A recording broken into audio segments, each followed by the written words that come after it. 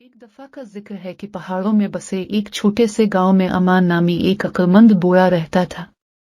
जब भी उन्हें किसी चैलेंज का सामना करना पड़ता या मशवरे की जरूरत होती तो गांव वालों ने से रहनुमाई हासिल की। अमान को अपने मेहरबान दिल और अखलाकी कहानियों के जरिए कीमती सबक सिखाने की सलाहियत के लिए जाना जाता था। एक दिन माया नामी नौजवान लड़की एक सवाल लेकर अमान के पास आए। इसने पूछा, अमान जी, सच्ची खुशी पाने का राज क्या है? अमान ने मुस्कुराकर माया के साथ एक कहानी सुनाने का फैसला किया और गांव वाले आसपास जमा हो गए। एक जमाने में एक मालदार ताजिर था जिसके पास बहुत ज्यादा दौलत थी। अमान ने बात शुरू की।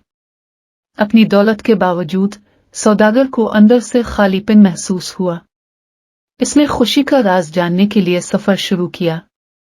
अपने सफर के दौरान सौदागर का सामना एक अक्लमंद मुतवल्ली से हुआ जो एक आजिज झोंपड़ी में रहता था।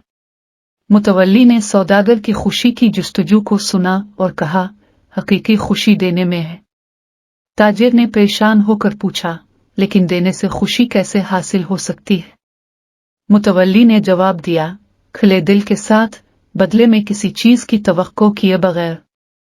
अपनी दौलत, मेहरबानी और मोहब्बत को दूसरों के साथ बांटे। जो खुशी आप दूसरों के लिए लाएंगे वो आपके दिल को खुशी से भर देगी।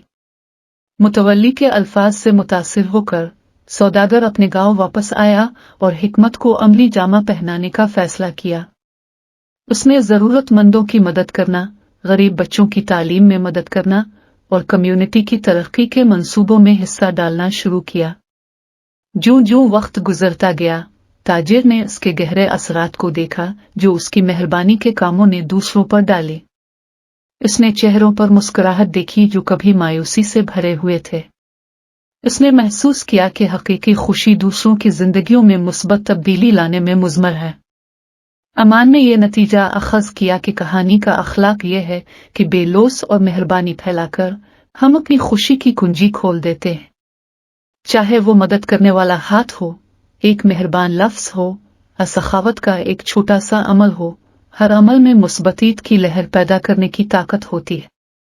माया और गांव वालों ने कहानी के पैगाम से मुतासिर होकर गौर से सुना। इस दिन से आगे उन्होंने देने और एहसान करने के जज्बे को अपनाने का अहद किया, ये समझते हुए कि हकीकी खुशी दूसरों की खिदमत में मिल सकती है।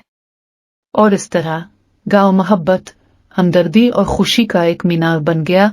अमान की समझदारी और सौदागर की कहानी से सीखे गए सबक की बदौलत।